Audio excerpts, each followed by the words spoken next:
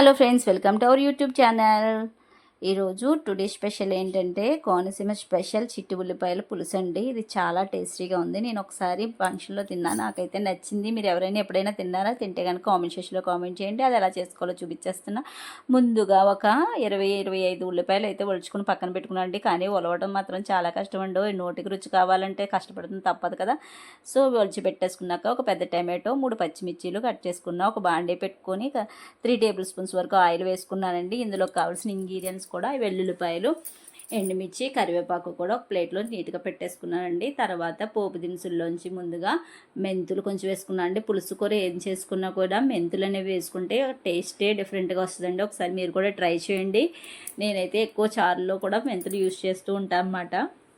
మెంతులు అనేవి మన శరీరానికి చలవని కలగజేస్తుందండి. సో గ్యాస్ట్రిక్ ప్రాబ్లమ్స్ కూడా ఏముండవు. పులుసు కూరలో కాస్తని మెంతులు వేసుకుంటే మెంతులు, ఆవాలు, జీలకర్ర వేగిన తర్వాత కరివేపాకు ఎల్లుల్లిపాయలు వేసుకున్నానండి. వెల్లుల్లిపాయలు కూడా గోల్డెన్ బ్రౌన్ కలర్లోకి వచ్చిన తర్వాత ముందుగా ఎండుమిర్చి అండ్ కరివేపాకు కూడా వేసేసుకుని ఆ రెండు కూడా కొంచెం వేగిన తర్వాత ముందుగా మనం పక్కన పెట్టుకున్న ఆనియన్స్ ఏవైతే ఉన్నాయో చిట్టి ఉల్లిపాయలను అయితే యాడ్ చేసుకోవడం జరిగిందండి. చిట్టి ఉల్లిపాయలు కూడా తొందరగా స్మూతీ అవ్వాలంటే మనం ఏం చేస్తాం, ఫస్ట్ కాస్తంత ఉప్పు, కల్లుప్పే వేస్తానండి. కొంచెం పసుపు కూడా వేసుకొని ఒకసారి కలిపెట్టుకుంటే తొందరగా స్మూతీ అవుతుంది అనమాట అండి. మంచిగా ఆరోమ కలర్ వచ్చేసిన తర్వాత ముందుగా కట్ చేసి పెట్టుకున్న మిర్చిస్ని కూడా యాడ్ చేసుకున్నానండి. ఇందులో ఎండుమిర్చి వాడాం, పచ్చిమిర్చి వాడాం కాబట్టి కారం అనేది కాస్త తక్కువే పడుతుందండి. ఈ స్పైసీస్ కూడా బాగా ఆయిల్లో ఇంకిపోతాయి అనమాట అండి. సో అందుకని కొంచెం ఘాటుగా ఉంటుంది పులుసు అయితే. ఉల్లిపాయలు అనేవి చాలా స్వీట్గా ఉంటాయి కాబట్టి మనం కొంచెం టమాటాని కూడా యాడ్ చేసుకుని చక్కగా ఇవి కూడా మెత్తగా అయ్యేంత వరకు వేయించుకోవాలండి. తర్వాత 1 టేబుల్ స్పూన్ అయితే నేను కారం అయితే వేసుకున్నానండి. పులుసు కూర కాబట్టి, అంటే ఆల్రెడీ మనం ఎండుమిర్చి వేసాం, పచ్చిమిర్చి వేసాం. సో కారం అనేది చూసుకుని వేసుకోవాలి. ఈ పులుసులోకి కొంచెం అల్లం వెల్లుల్లి పేస్ట్ వేసానండి. మంచిగా ఫ్లేవర్ అయితే వచ్చేస్తుంది. ముందుగానే ఒక చిన్న నిమ్మకాయ సైజు చింతపండుని అయితే నానబెట్టుకుని గుజ్జు తీసి పెట్టుకున్నానండి.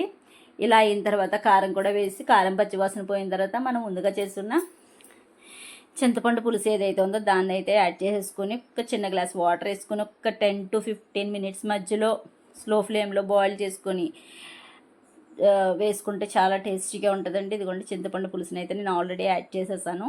ఇది పులుసు స్టార్టింగ్లో హై ఫ్లేమ్లో ఉంచుకున్న జస్ట్ తిరగబడే సమయానికి మాత్రం స్లో ఫ్లేమ్లో మార్చుకోవాలండి. అప్పుడే మంచిగా ఉంటుంది. హడావడిగా వండుకోవడం కాకుండా ఇది కొంచెం టైం తీసుకుని వండుకుంటే మంచి టేస్ట్ అనేది మనకి రావడం జరుగుద్ది అనమాట అండి. ఇదిగోండి స్లో ఫ్లేమ్లో అయితే పెట్టేసి క్లోజ్ చేస్తానండి. ఒక్కసారి మూత తీసి చూద్దాం దీని సిచ్యువేషన్ ఎలా ఉంది. అబ్బో చూసారా, కొత్త మంది తినడానికి రెడీ అయిపోతుందని రెండ్రా బాబు అని పిలుస్తున్నట్టుంది కదా.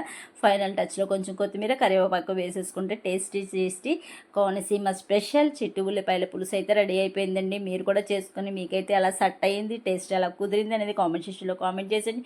మరి ఇంకెందుకు ఆలస్యం, వేడివేడిగా అన్నం వెయిట్ చేస్తుంది, పొయ్యి మీద పులుసు చూసేస్తుంది. పదండి కుమ్మేద్దాం. Bye. Thank you for watching my video. Please subscribe my